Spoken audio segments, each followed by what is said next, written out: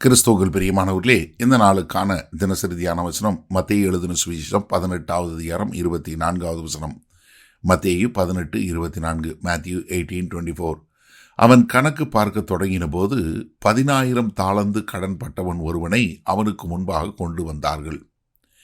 இப்போ இவர் கணக்கு பார்க்க தொடங்கின போது அப்படின்னு சொல்லும்போது அது எதை காட்டுகிறதுனா, கர்த்தருடைய நியாய தீர்ப்பை காட்டக்கூடியதாக.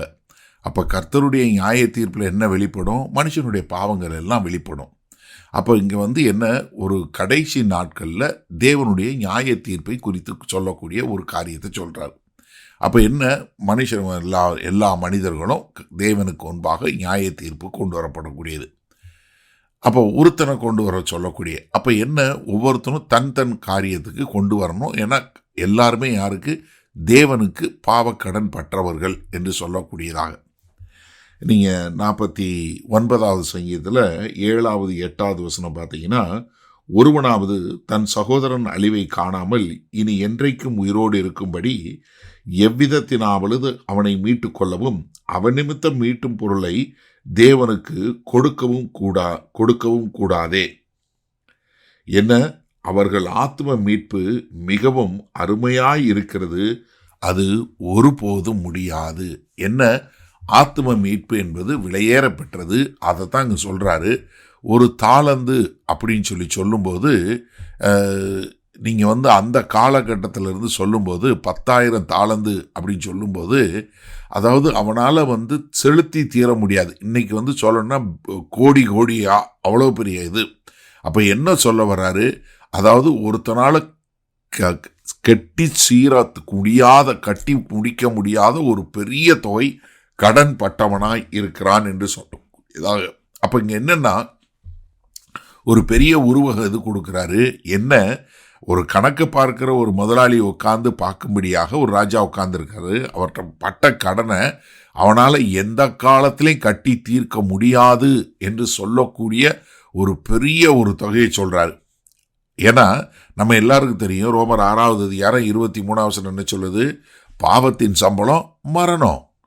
ஏன்னா இது நம்ம தேவனுக்கு முன்பாக போய் நிற்க முடியாதபடி. ஏன்னா இது இந்த ஒரு கணக்கு பார்க்கக்கூடிய ஒரு கணக்காளர், அவங்களுடைய பதம் ஒரு எக்கனாமிக்கல் இல்லை ஒரு அக்கௌண்டன்சி இது சொல்லக்கூடியது. இதே பதத்தை தான் நம்ம கொலோசியர் 2வது அதிகாரம் 14வது வசனத்தில் பார்க்கிறோம்.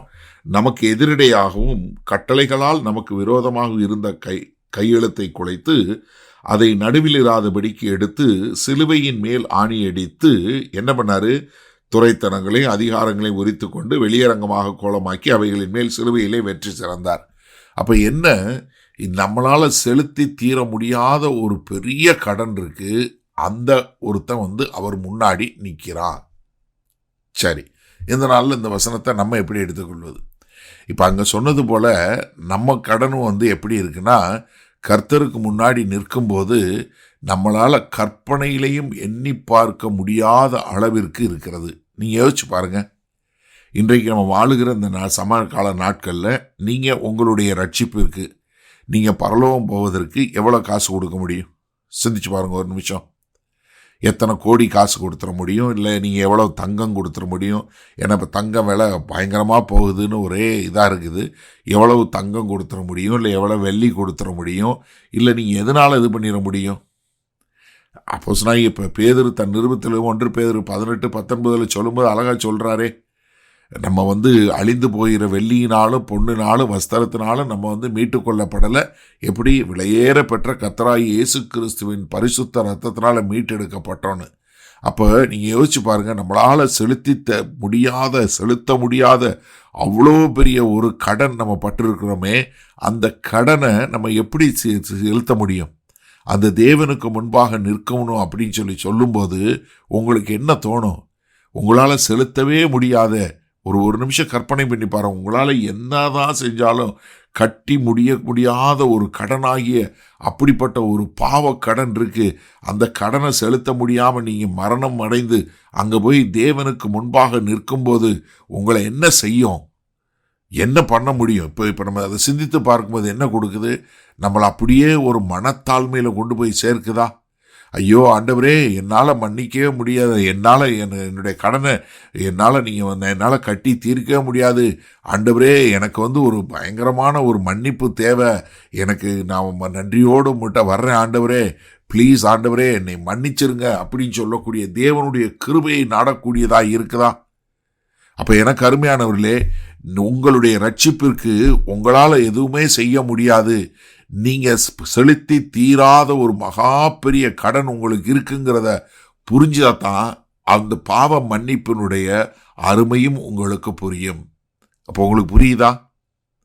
வல்லபிதாவே, இந்த செய்தியை கேட்டுக்கொண்டு இருக்கிற ஒவ்வொருவரும் அவர்களால் செலுத்தி முடிக்க முடியாத ஒரு பாவ கடன், ஒரு பயங்கரமான பாரமான பாவ கடன் இருக்கிறது என்பதை உணரும் போதுதான் ஆண்டவரே அதற்கான மன்னிப்பை நாடக்கூடிய ஒரு கிருபை எங்களுக்கு உண்டாகும். அதை நாங்கள் உணர்ந்து கொள்ளக்கூடிய ஒரு நல்ல ஞானத்தை கொடுக்க வேண்டுமாய் இயேசு கிறிஸ்துவின் மூலம் ஜெபிக்கிறோம் வல்ல பிதாவே, ஆமேன். கர்த்தர் உங்களை ஆசீர்வதிப்பாராக. நாம் இன்று மாலை மண்ணால சந்திப்போம்.